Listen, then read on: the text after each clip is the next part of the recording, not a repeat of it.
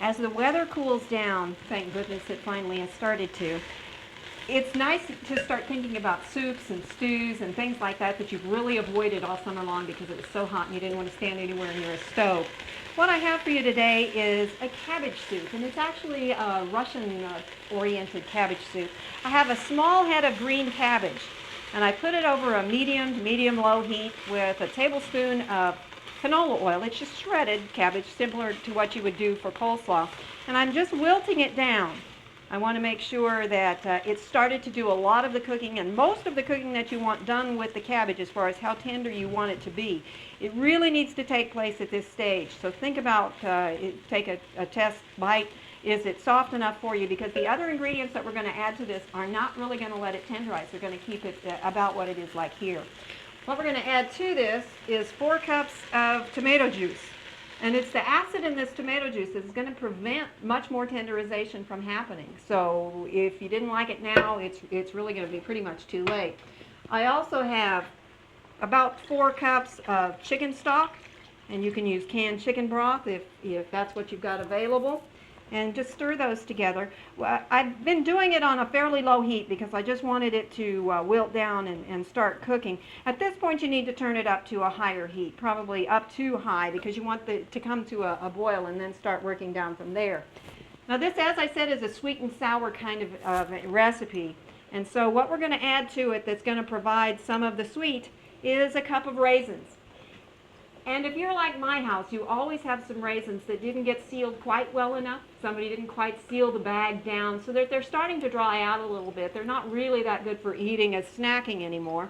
But for this kind of recipe, it's a great use for them because they're going to be in with the liquid and they're going to soften and they're going to plump back up. They're going to add their sweetness to the recipe, or to the broth, plus they're going to add the sweetness of the raisin itself. But it's a great way to use up some of those that might not have been good enough for some other things. More sweetness, we're going to add 1/3 cup of sugar. Now, you may need to add a little bit more sugar later on, and you could use a sugar substitute to do this. If you're using one where it breaks down as heat is applied to it, I would add it towards the end, right after you finish cooking, and stir it in at that point.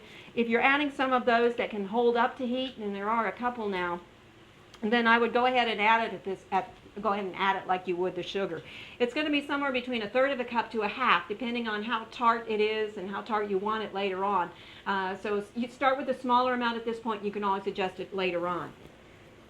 The sour, in addition from coming from the lemon juice that we're going to add in a minute and from the tomato juice, is coming from red wine vinegar. I've got, I think it was 1/4 cup of red wine vinegar that's going to go in there, and 2 teaspoons of lemon juice. Now, if you find later that you've got more sweetness in and you want to adjust the sour, it's the lemon juice you should play with, probably more than the vinegar. And then the last thing we're going to add is about a half a teaspoon to a teaspoon of black pepper.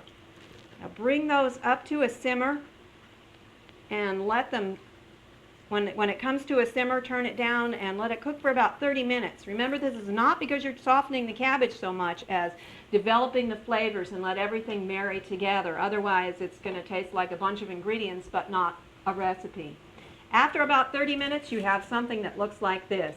The cabbage has taken on the color of the tomato juice. The raisins are nice and soft and plump. And to give it that Russian feel, we've added a dollop of low-fat or fat-free sour cream just there on the top. It's a fairly quick meal. You can do it after dinner most days. It is something that you can do ahead and reheat as well. Doesn't freeze particularly well, but it will keep fairly well for a day or two. I hope you'll try this. It's called cabbage soup for Oklahoma Gardening. This is Barbara Brown.